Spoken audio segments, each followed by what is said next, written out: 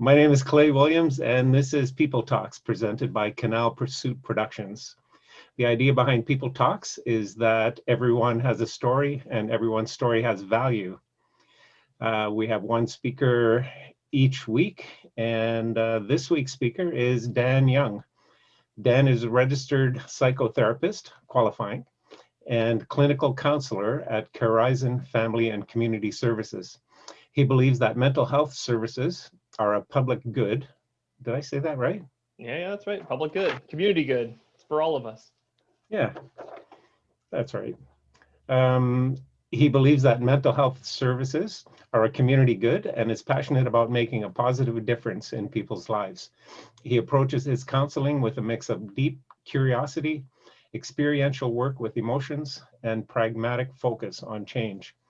Outside of counseling, Dan loves spending time with his wife, Beth, and 4 kids, exploring the city by bicycle, playing board games, and collecting vinyl records. My vinyl records are behind the Mexican blanket. During the COVID-19 lockdown, he learned to play Paul McCartney's Majesty on guitar and is very slowly repainting the kitchen cupboards. Welcome to People Talks, Dan. Great to be here, Clay. Let's start off with your story, I guess. Who are you? What are you doing here? Yeah. So like the bio said, I'm a clinical counselor with Carizon Family and Community Services. I've been with Carizon for coming up on 2 years now. And I'm my title is Child and Family Therapist, which I always find funny because I actually don't see a lot of children at all. I see a lot of families. I see the parents. I see youth and teenagers. I work with couples. It's sort of the large variety, but we leave the children counseling to our special children counselors who do a far better job. All right. But yeah, so I've been there 2 years. It's been great. I'm actually as part of a partnership with the Kitchener Downtown Community Health Center as well, where I see clients through there, and kind of gives that good chance to be part of the community. Mm-hmm. Yeah. All right. What leads you to where you are right now? What motivates a person to get, or what motivated you to get into psychotherapy? Yeah, and for me, this is my second career. I actually, in a prior life, which isn't that long ago, I was a pastor at local churches, and the last one I worked at was a church here in Kitchener-Waterloo called the Meeting House. I was a site lead there for many years and loved it. But part of when I was doing work, my favorite part, my absolute favorite part of working with faith communities was just doing the interpersonal work, was being with people, was trying to just connect with people and maybe answering questions and having conversations and learning people's stories. That was the part that really just got me excited about getting up in the morning and seeing that positive difference. And I loved the work I was doing, but it was always that balance between doing a lot of administrative work, a lot of just behind the scenes and volunteer coordination. And I actually got to a point where I burned out in a lot of the work I was doing. It was just actually, I didn't have my own resources together. I sort of was always operating under this false assumption that if I ran into a problem, if I just worked harder, I could solve it. That was sort of like, I don't know where, well, I do know where I got it from. It was something I picked up in childhood, right? And it was one of these things that worked really well, probably all the way through my teens and all the way through my 20s. But when I got into my 30s, I hit a wall, right? I hit a wall both just because there was so much going on, both in terms of like my work, it was busy, there was a lot of expectations on me and I felt those. There's also just a lot personally. I had 4 young kids at the time and it felt like everything was crazy. And that was the point where I should have taken a step back and realized, okay, it's time to call in some extra helps. It's time to do some self-care. It's time to be realistic. But I kind of kept doing over and over again, I'm just gonna do more, I'll do more, I'll push harder, I can do it. And then I crashed. And that crash was really instrumental in changing several things. One, I was already in counseling, so I already believed in counseling, was in counseling, but that was actually kind of the turning point where maybe I started opening up more in counseling. I think I was in counseling as sort of like you're supposed to be, and I realized I was under a lot of stress, but it was actually at that point that I started opening up a lot more about, you know, what do I really want to do at this next stage of life? Where do I feel the most the most passion, the most way I can use my gifts to really make a difference in people's lives. And that sort of opened up this journey of wanting to lean more into doing counseling. So I was part of a master's here in town through Laurier. It's got my MA in psychotherapy and spiritual care, kind of that mix between both of the sides. And then actually had the opportunity to be interning at Carizon. So that was great to learn some of the ropes there. And then they took a chance on me, and I've been working with them ever since. Explain a little bit more about what Carizon does. How long has it been around, and what do they do? Carizon has been around, and I should probably know this, it's been around in the community for a long time. At least the counseling part has gone under some different names. So some people might know it now as Carizon. Other people might have known before it was Mosaic Counseling Services. And before that, I believe it was Catholic Family and Community Services. So it has this long history. I think there's been some amalgamation in there as well, which I might not be the best person to get all of them. But part of what Carizon does is it's not just singularly focused on one thing. So I'm part of the counseling team, and the counseling team is large. We do a lot of work. But there's also the community service team that does work just out in the community at a few different community centers and tries to have outreach that way. We have groups that are working in schools. We have a dedicated whole area that's working with children's mental health, both in terms of on the counseling side where we have children's counselors, but also Front Door is a program that people are able to come and make connections. Carizon really tries to be multifaceted, right? We're trying to do a much better job. And I love, this is one of our focuses, to say, how do we actually support whole families, right? So often we can kind of see people individually.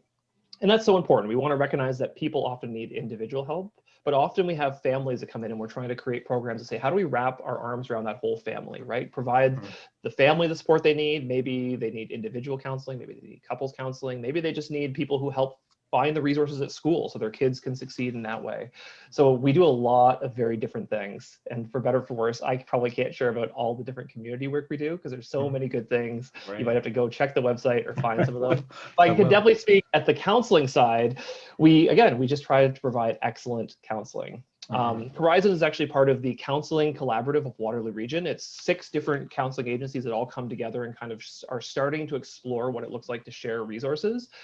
And part of that sharing of resources is recognizing that we have different parts of towns or different areas. Some of them are out in, St. Jacobs and Elmira, or out in New Hamburg. Carizon's here in the city, Kitchener, Waterloo. But we also share some different focuses. So Kitchener, for Carizon, our 2 main focuses, as I would see, would be really focusing on trauma counseling. We have a strong trauma counseling program and some really amazing trauma therapists. And we also have a strong kids program. We have great kids counselors who work. And I am a generalist, so I actually don't fall into either of those categories. So I cheer all of my great co-counselors who do that great work with trauma and great work with kids. And I'm just kind of working with people in the middle and everywhere along the way. Nice. One of the things that people brings up pretty often is the connection between mind and body, so the physical health, mental health connection. Is that something I'm trying to think of the right words that you focus on only? No, is this something that that you see brought up in your counseling sessions or as part of your therapy? No, of course. And you know what, I think probably it's something that's always been there, right? We're always kind of doing, those assessments where you're trying to, as best as possible, kind of get that whole picture of a person, what their history is, how they're just kind of physically reacting, how they're eating, how they're sleeping, trying to get everything about people. So we're always paying attention to how people are physically active or not active, how that's helpful or unhelpful. And I think this year in particular, I've noticed so much. And again, it's so hard. We don't want to bring everything back to the COVID pandemic, but in this year, it seems like so many things do. There's been a lot of people who I think one of the big drags for people with their mental health has been that, particularly in the winter, it's getting a little better now with the spring and the nicer weather. But for a lot of the winter, I think people were just feeling like they were cooped up, and that even if they were people who maybe before had that, going to the gym or going for a run or getting outside, they weren't doing it. Right? And of course not. It was the middle of winter in Canada and a lockdown. So a lot of people were just spending more time inside, not looking after themselves. And I think I could definitely see sometimes of how going like, oh yeah, no, I can see that. If you were able to go and just do these things, look after your body that way, it might not have solved all of your problems, Mm-hmm. but it would be that extra gift. Sometimes I'm thought of thinking to myself, it's not true, because obviously mental illness is a very serious thing, and there's like lots of contributing factors. But there's, for a lot of people, I have this feeling, if we could just get people to sleep well, eat well, and exercise regularly, and have good community with people, that would go so far. If people could do those 4 things, I would probably maybe not be out of a job, but maybe not be working nearly as much as I am now. So that physical component is a huge thing. Yeah. Yeah, for sure. We're complex beings, right? We don't have this isolated brain that's in its box by itself, right? Totally. We're much more than animals, but at our basis, we're animals, right? We need to look after our physical bodies that same way. And I feel like it's interesting, and I've reflected myself personally. It's been interesting during the pandemic, because I've sort of seen both sides as well. When the pandemic first started, because I had a little bit more free time, I was actually doing a lot of more working out at home. I was going for bike rides. I was doing lots of push-ups. So I actually was probably at the beginning of the pandemic, got myself to maybe one of the best physical places I've ever been in my life. Maybe not the best mental health one, because it was still, kind of anxious at the beginning, but it very quickly kind of spiraled out. And I even recognized with my own body, probably by winter, I was probably actually in maybe the worst physical shape of my life, only because it was becoming hard, right? I used to have a lot of those routines. For me, one of my routines is I love bicycling, but I've never been someone who would necessarily get up early and go for a 2-hour bike ride. I've just always biked around the city. If I need to go out for something, I'll ride my bike. When I go into work every day, I ride my bike. It was kind of like that general every day, just kind of both a little bit of exercise, but it's also like, I love it. When I'm on my bike, I'm happy. But this year has been so hard because I have nowhere to go. Yeah. Those little errands are just not around anymore at all, right? No. It was so funny. I was thinking today, I anxiously awaited the premier's announcement today, hoping that he would say something different than what he actually did. But extending the lockdown until June 2nd, I was thinking on the way home, quiet car ride or motorcycle ride, sorry, on the way home, and I'm starting to feel, let's say, I'm not an anti-vaxxer. I had my shot. I'm not one of the anti-maskers. I don't go to the rallies and all of that stuff. But I'm getting to understand how they feel. It's not so much that I used to go out a lot and see tons of people. There were a few friends I saw, but I'm feeling the I don't know, pressure or something that I'm not allowed to. Even it's nice to have that right and be able to do it, even if I don't do it. It's nice to have 57 channels on the TV, even if I only watch one. You could be going out if you want to. You could be. Now we're not supposed to, right? Yeah, I could have that choice. Now that choice isn't there anymore, and it's just this like a gray spot, or like a door is closed, a door that I normally wouldn't go through anyway. But it's just it's been a long pandemic. It has been. And I think as you were talking about that, reminds me, and I've seen it definitely through a lot of the clients I see, is it's unfortunate. I think sometimes all the rules that are coming out have a way of punishing the people who follow the rules, right? Which is strange, because normally we feel like if you follow the rules, we want to feel like that'll lead to these good outcomes, right? And I'm with you. I believe very strongly in following everything public health is doing. I have my first dose of the vaccine and eagerly waiting my second, but it's part of my heart kind of breaks for people where I go, like, I can hear them that they're so, particularly with a lot of people who have some other reason to be anxious about it, right? Maybe there's another underlying medical condition. Maybe they're living with someone who might be in a vulnerable population. So they're trying really hard to follow the rules. And that would normally be like, that's so great. We want to celebrate that. But then we can recognize, or I can recognize in the counseling seat, that they're doing their best to follow the rules. And it's actually taking this enormous toll on their mental health. And sometimes I want to wrap my arms around them and say, like, it's okay. You could like, don't just do something stupid, but it's okay if you bend the rule. Go for that walk outside, right? You need to look after yourself as well, right? Because this is the balance of needing to make sure that we look after all the different sides of ourselves. Yeah, for sure. Yeah, and I think some of the intent of the things that are not forbidden is there, but but intent and letter of the law are often two different things, right? Or can be interpreted as two different things. But you mentioned that while you were still in a pastoral role, you were in counseling, and I thought you meant you were providing counseling, but you were taking counseling. Yeah. Yeah. Okay. Was what? Is that a surprise? Yeah. No. I just took after. It took a few seconds to understand Right. that's where that was going. Was that career related, stress related, or why did you go into counseling? Yeah, of course. It probably was. It probably was initially directed by some work stress. I think actually I shouldn't say probably. It definitely was at the beginning, sort of feeling the stress at work, trying to figure out, okay, how do I make some changes? How do I manage this?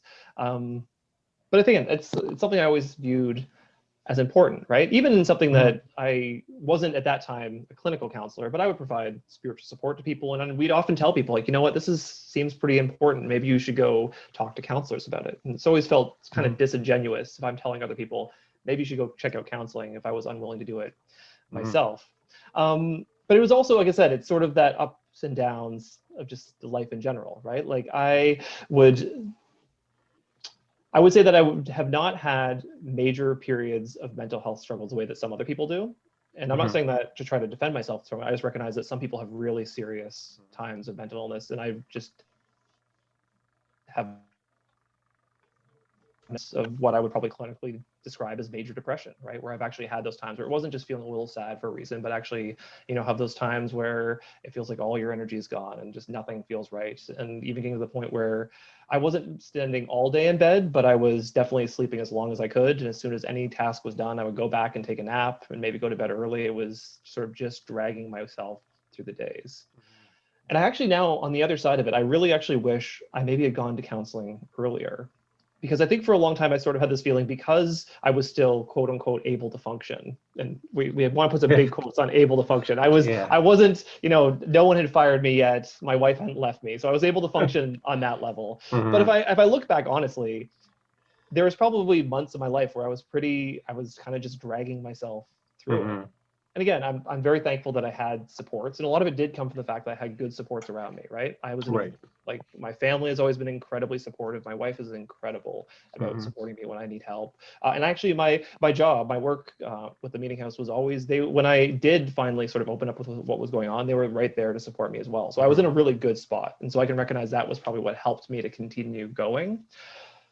But now the difference is actually, after taking all the courses I did for counseling, which is a kind of self-counseling anyways, but being in my own counseling for many years, now when I recognize some of those periods where, I would before have maybe fallen into that same trap of depression, I don't. I would even say probably during this last very strange year, there's probably been at least 2 times where I was probably edging myself or walking into depression. And again, I think that makes so much sense. It's been a hard year, but I'm thankful that, not perfectly, but I have better insight into catching those signs earlier. It's not like I find myself at the bottom of the pit and I'm like, oh, I guess I'm depressed. I can start recognizing when I start spiraling around it. And that's when I can start going, okay, I need to start making some changes now, as opposed to waiting until I get right down there. And that makes it so much easier, right? It doesn't make it completely simple, because it's still there, right? I still have to go through those feelings of challenge, of actually finding that motivation to do the good things I know I should be doing. But it's easier when you're starting at that higher level, instead of waiting till you spiral down to the very bottom. Yeah. I think with a lot of the people that I've spoken to over the last little while, that's a common thing. Each successful survival to the next day brings a little more wisdom, a little more experience, and every time there's a deep spiral into that darkness or anxiety, they recognize the starting signs a little bit sooner, and can pick out some tools. And like you say, they don't always use them, but they know there are some tools that work for them. For better, for worse, the tools are there. And I'm fond of I tell my clients all the time, this is part of it as well. Like, obviously it's a huge win if people can start recognizing those early signs and make the different change early. But if we're honest, a lot of times, sometimes either because you hit a stressor that's bigger than anything you've hit before, or just because maybe you didn't have the strength to make those different choices. People do, and myself is included, spiral down a little bit. But I'm so try to encourage my clients and try to encourage myself, because often when I'm telling my clients to encourage them, I'm really trying to encourage myself half the time, right? The thing that is different after you've gone through this a few times, and particularly if you've done the work, if you've done that personal work, is that you're different, right? As you go down to that depth, you are the different person. The situation might feel just as bad. Maybe the situation even feels worse, but you are different, because as you've done work on yourself, it means that you are stronger, you're more knowledgeable, you're able to make those better choices. And so if you start to, you'll be able to come back up faster than you did before. That's my hope. I always hope to gift that to clients. Again, recognizing that life is complex. It's not always straightforward, but that's my hope I try to bring to people. Yeah, it's funny. We talk about after the pandemic and the new normal, and I was thinking about that. Too many long hours on either the motorcycle or running. Lots of thought, but the new normal, there's always change. 2018 was different than 2017, and that was different than 2016. Normal changes over the years. I'm 60 now. When I was 5 years old, man, the world was different than it is right now.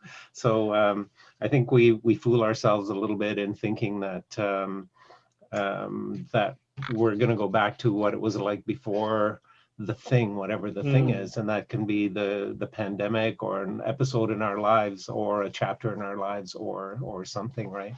It's part of going through something like this or any other major changes, realizing that things are going to be a little different. I'm going to be different on the other side of this thing, right? Yeah. Even if we get the world back, and we can't, to exactly where it was before, we'll all have been different through it, right?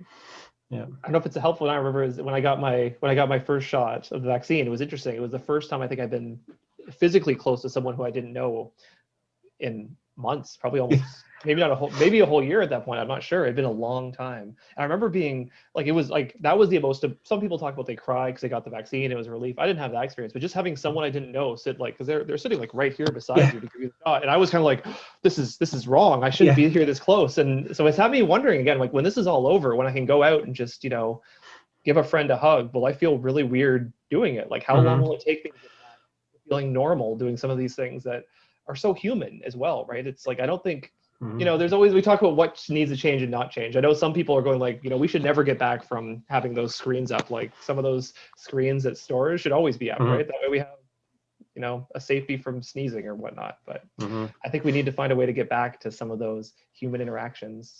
Particularly since I think it's just, again, it's so human to need that connection. We need other people, right? Yeah, absolutely. That's one of the building blocks of our mental health, right? Is those connections. And talking about getting your first shot, I found I was really uncomfortable. I got mine done at the boardwalk, and there were 100 people in the room, and it was really well organized. Everyone had masks on, and everyone was in their safety gear and so on. And you were taken from one station to the next. But the whole time I was thinking, I haven't been around this many people, and there's a lot of people that are really close here, and we're all indoors. And just it's the surprise, right? You're still doing the right thing, but you feel guilty, right? Yeah. What's your opinion on meds? So I've talked to a few people who have struggled with depression for years, and as my wife has, and she's been on meds for a few years. It's been a big help for her. Some people are on meds, have come off of meds. What are your thoughts on it? It's a wide open area. It's a wide open, and it's a complicated question, right? Again, the short version would be like, yes, I'm completely supportive of meds. I think meds are an incredibly useful tool, and people should definitely, if they're recommended by their doctors or healthcare providers, should definitely use them, right? Because they're there and they can help so much. I have people in my family the same way. My wife has been on medication for several years now, and she talks about it as a game changer for her, right? That she sort of had some of her own things she struggled with. And again, the medication, both for my wife and probably your wife's experience, it doesn't make everything go away. I think it's sometimes just, it feels like it can sort of level things off a little bit so you get able to use some of those tools a little better. So yeah, definitely in support. The side part, and this is where I often with clients will talk about this, is I think sometimes because we believe, so strongly in medication and science and doctors, which is great, right? I trust all of these things, but I think sometimes people assume that mental health medication is the same as something you might take for your kidneys or something. The honest idea is that we know what the medication does. We don't always know why it works exactly. There's still a lot of research being done. So part of the challenge with medication means that we can't, put you into a brain scanner, scan your brain perfectly, go, oh, okay, it's firing this way instead of that way. Therefore, you need this pill instead of that pill. Honestly, the science isn't that good yet. I know a lot of neuroscientists will say, we're going to, give us 5 years, give us 10 years, we'll get there. I maybe am holding out hope that it'll be that soon. But at this point, there's some guessing involved. So I always just let people know that as well, because sometimes it means that if you've tried medication before and it didn't work, that doesn't mean there might not be another one that works for you. It also means that there's some people who just don't necessarily respond to medication as well, right? And now, again, that's not because there's something quote unquote wrong with you or wrong with the medication. It's just possibly that it's not the right fit, or maybe I don't know, like you said, we can't see inside everyone's brains yet. So that's why I think, and that's why I've always felt that counseling is so important to go along with medication. On one side, because like we said, maybe medication won't be the thing that becomes the fix for some people. Some people, maybe they'll take a pill and it'll make everything better, and that's great. We celebrate that. Some people have a hard time with medication for various reasons. So counseling is a thing that can come alongside and maybe fill that gap that they wouldn't have elsewhere. Right. But even within that, I think often it's so important because at best, most medications sort of feels like it lifts the fog enough, or takes the sharper edges off some of the other challenges that would come with depression or anxiety or whatever this could look like, so that you're able to actually do that work, right? I feel like it doesn't become a substitute for doing the work that happens in counseling. It becomes the aid that kind of opens things up so you can do the work, right? And then once you're able to do the work, that's what leads that transformation that might lead you to create those better patterns, those better systems that help you to move forward in your journey. Yeah, one of the people I talked to was on meds for a few months, and is not anymore. So it was a temporary help to get a handle on things, right? To understand himself better, and like we talked about a little bit earlier, start to recognize the early stages and get in the habit, or I'm not sure, the strength of wisdom experience, or whatever you call that, but to be able to use tools, right? Not everyone needs to be on medication forever, right? It's a very personal choice. Some people definitely do need to be on medication and want to be. Other people, maybe it's something they try for a while and change. But again, if we talk about the neuroscience side of it, which is so interesting, right now, a big part, and again, people may have heard this term, but people talk about neuroplasticity, right? And this is the idea, and that they've proven through research, that you actually change your mind as you focus on things, right? As you do things, you're actually rewiring your mind, which is incredible. So this is why I think somewhat, you can have the experience of maybe needing to be on medication for a while, but if you do the work, you can be rewiring your mind, recreating those patterns, and then you might not need to be on medication the same way, right? But again, this is always my disclosure. I am not a doctor. Please have these conversations with someone who is trained and able to have these conversations well. I have no experience with this. People are always telling me like, oh, I'm on this medication. I'm going like, my Latin or Greek is not that good. I have no idea what these medications are. I really just want to hear about your emotions. So make sure you talk to your doctors before you have any big changes. It's kind of funny. Before I did the first Canal Pursuit, I was doing an annual fundraiser for a charity, any charity that I was kind of connected to. I've got arthritis, so I did a fundraiser for the Arthritis Society. And when I got involved in fundraising for mental health, as I learned a little bit more about the mental health care system in Canada, you should use air quotes for that, because it needs work, right? So really started to understand that that's something that needs a lot of help. So I tried to learn more and started labeling myself a mental health advocate. And when people heard that, I was approached often and told people stories, right? And people would open up to me, and I was, the first few times I was pretty nervous, and I would tell them I'm not a counselor or I'm not a therapist, and I Right. really don't know what to do. I was kind of horrified that I would do something really stupid, but I think the best thing that I could do was listen, and I think that you would probably support that. If if I was afraid that I can't help an individual person by giving advice, but I can certainly be a sympathetic ear and help carry a burden, right? Yeah. So much of this is really about people. Like obviously, there's lots of reason people end up in counseling, and there's lots of things that we do in counseling. It's not just one thing. It can be pretty multifaceted. But a big part of it is just kind of giving people the chance to have their stories heard and validated, right? Right. One of my favorite quotes from Carl Jung is that we're mysteries to ourselves, right? Which is so strange. I think it's so true, but so strange, right? In a certain sense, no one should know us better than ourselves. But we actually sometimes don't understand ourselves till we're able to sort of speak it out and have it out in the world and have someone reflect it back to us.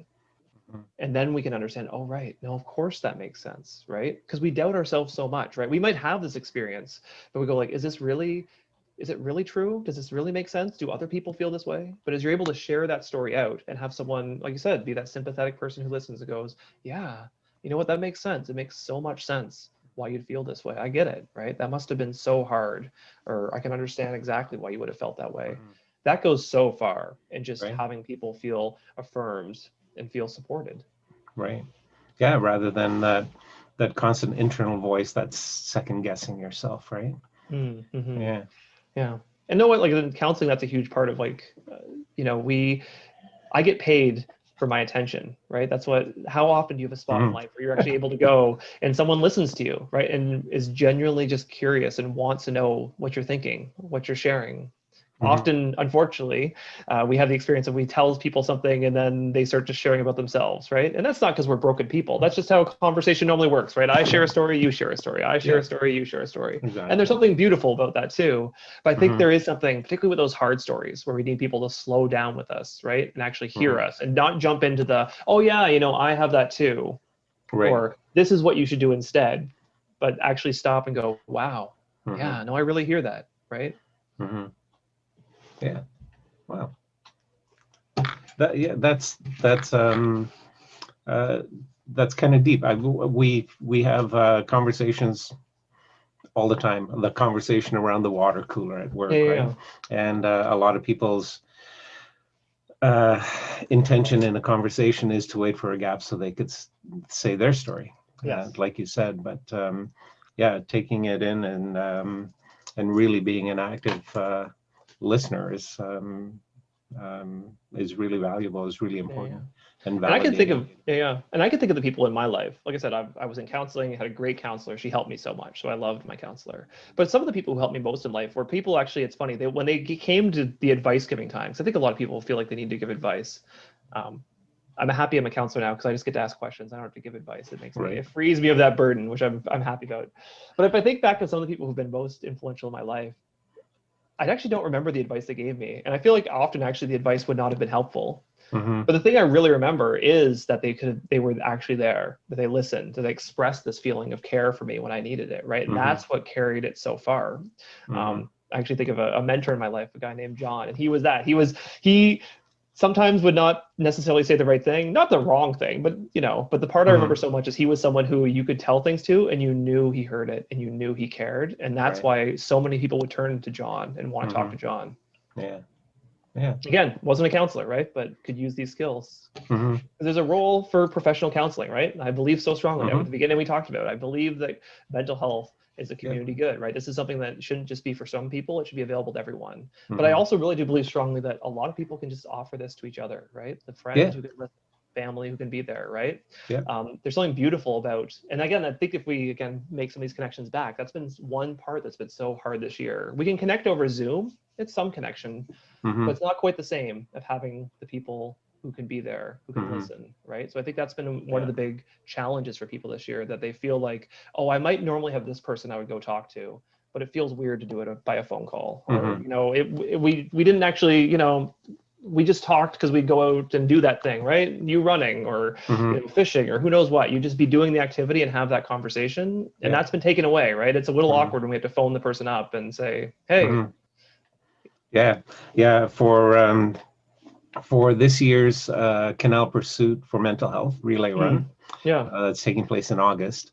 We have a bi-weekly, every 2 weeks, Wednesday afternoon, we have a Zoom meeting or Outlook meeting, or we have a video meeting. Right. And there are 4 of us on the meeting, and probably about half of the meeting is socializing. Right. I kind of hate people to are admit hungry for it. It's kind of a business. Yeah, absolutely. It's kind of a business meeting because we're running an event, right? But that social aspect is missing, right? So. Yeah. You talked about whole family.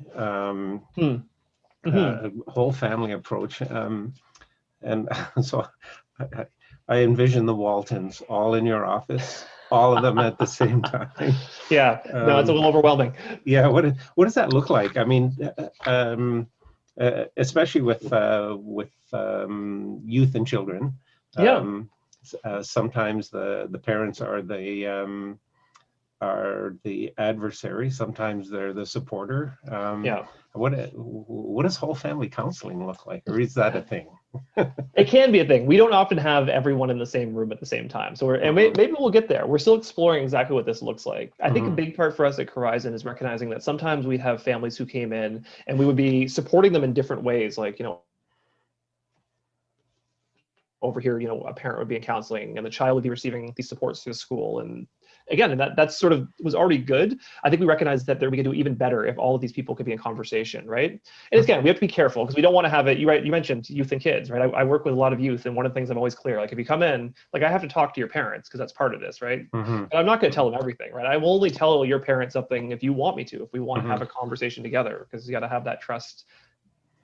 Yeah. But it's also about recognizing that there's more we can do if we recognize that you see that whole family system and you can start going, oh, okay, I see it, right? It's not just this piece. Because for better or for worse, in the counseling room, I only get what people tell me, right? People share their stories and I hear their stories and I'm always listening and guessing and trying to pay attention to everything.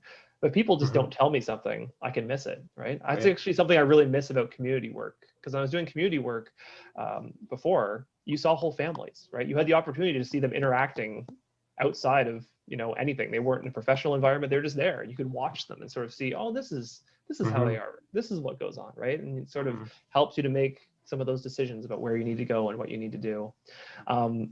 So we're at Carizon. Again, this is the journey we're on. We're not there yet, but I think it's the right journey to be on. And I think it's one that at the end of the day, our hope would be that when families come in, they have to feel like they're actually able to be supported as much if they want, right? As they desire to be supported as a whole family, as opposed to say like, well, we can help you with this part, and this part, but then you figure out how to pull it all together, right? Maybe we're actually able to say, okay, how do we actually, like, what do you need? How do we support you in that kind of bigger, holistic, wrap our arms around you? Yeah. And I haven't done, family counseling with 10, 12 people in the room. So maybe that's maybe I just have to find my courage to do that. I work with couples, and working with 2 people at once is sometimes feels like more than enough. With your background in pastoral care, are you familiar with the Alpha course? Yep. Yeah. I just the Alpha course, for people who don't know, the Alpha course would be sort of a basic Christianity 101 course that people take sometimes. Yeah, I was quite involved with the Alpha course as a group leader and one of the leaders in our church. So I just envision this whole family in in a circle like an Alpha course. Yeah. We haven't done. It's interesting, actually. I haven't done. I run some groups. That'd be the closest I would get to some of that, circle work together. I run an anger management group, and it's always fun. I love doing that. It's been challenging because we're online now, so it feels a little different. Right. But there is actually something powerful. Again, not the same idea of the family wrapping around, but having a group together, right? Because part of what we do in the course I run, the initial few weeks are a lot of psychoed. We're giving people a lot of information, giving people terms, giving people concepts. But by the latter weeks, the hope is that people sort of bring their situations. We're sort of able to work together on it, right? It's not that people say things and then I sort of start saying, you should be doing this, this, and this. Right. I probably do that more than I should sometimes. Hmm. But the hope is that we actually say, well, this is a really good problem, right? You know, this Mhm. person came and they were this is the real thing that happened in their life in a real Mhm. way. What does everyone think? And the people are able to sort of like contribute to that conversation, which Right. I think it sort of feels like that same idea of maybe sitting there around that group when you were running that course, right? Mhm. It's not about one person leading the conversation, having all the answers. Right. It becomes this conversation where everyone feels like they have a part of it, and there's Right. so much power and ownership in Yeah. that. Yeah, for sure. Each person speaks to the common ground, right? And Yeah. that common ground gets eventually bigger and bigger, right? Mm-hmm. Mm-hmm. Yeah. I think we're probably going to wrap up before too long. Okay. Is there anything on your long list of My topics long that list. that you wanted to cover that we haven't touched on yet, or anything you wanted to accentuate or embellish? I have to look up my thesaurus. There we go. I think for me, it's always, again, when I do these things, it's always emphasizing the fact that if you feel like you need help, it's probably time to reach out for help. I think that's for me. If I had to, like, the short version of so much of this is like, people are always asking, do I need counseling? I think I might need counseling. If you feel like I think I might need counseling, that's probably your internal sense saying, yeah, it might be time for help. Right. Mm-hmm. And I love the fact that right now, again, that we're, even in the region, we're starting to do things more collaboratively. We're starting to work together, right? The Counseling Collaborative Waterloo Region is a great resource, right? You can find that, just Google Counseling Collaborative Waterloo Region. And you're able to sort of connect with not just one agency, but all of these different agencies. And people will help to sort of figure out, okay, what do you need, right? Because sometimes people, again, can be kind of scared of what counseling could look like. Because a lot of people, you only see it in movies, right, or on TV, and that might not always be the best example of what counseling actually looks and feels like, right? So be able to reach out, as scary as it is, but recognize that the people who are there, the intake people we have, they do a great job of sort of asking questions, figure, okay, what do you need right now, right? And maybe it's a group, maybe it's individual counseling, maybe you actually, no, we can refer you over to this organization because they might have something that's really helpful for you as well, right? I think if there's anything I wanted to try to communicate is that help is available, right? You said earlier along here that the mental health landscape in Canada and in Ontario, in Waterloo region, isn't perfect. And I agree, it's far from perfect. But I think it's getting better. And I'm actually always encouraged that there is more here than I think sometimes people realize, right? Obviously, there's people who feel like they need more and would love more. And I would love to see like they could just receive everything they need. But I think there is, for a lot of people, there's more than they realize is available, and that you don't have to feel like you just have to suffer through and drag yourself through, muddle through the way I did for a long time, right? Yeah. Getting support from people, getting help is a huge way of both improving yourself and working yourself, both, again, individually, which is so important. My community focus always says part of it is you can get better for yourself so you can support your community, support your family, support your extended families, support your friends and coworkers, right? As you get better, as you get stronger, it's not just caring for yourself, it's caring for everyone around you. Yeah, I appreciate that. That makes a lot of sense. Dan, thank you so much No problem. for setting the time aside and talking with me and our audience.